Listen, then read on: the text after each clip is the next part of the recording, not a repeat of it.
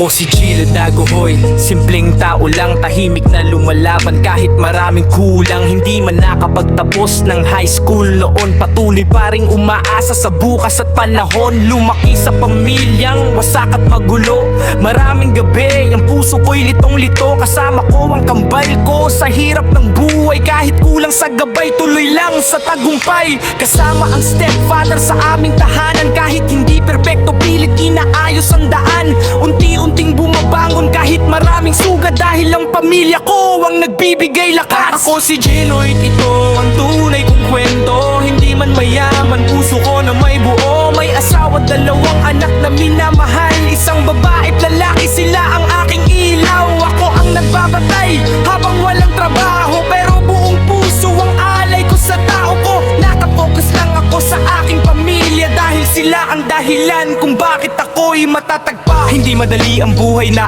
aking pasan, minsan iniisip kung saan ako patutungo bukas. Pero sa tuwing maririnig ko tawa ng anak ko, parang nawawala lahat ng pagod ko.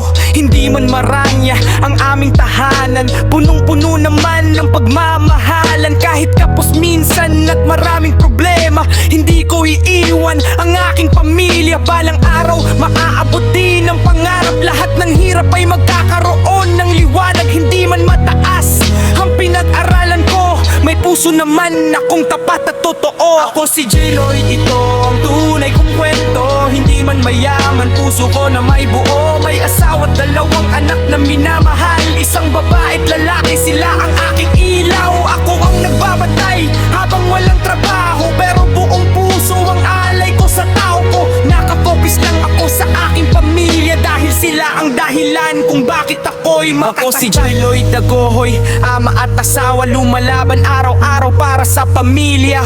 Kasama ang kambal ko't mga mahal sa buhay, kahit maraming pagsubok, hindi susuko kailanman.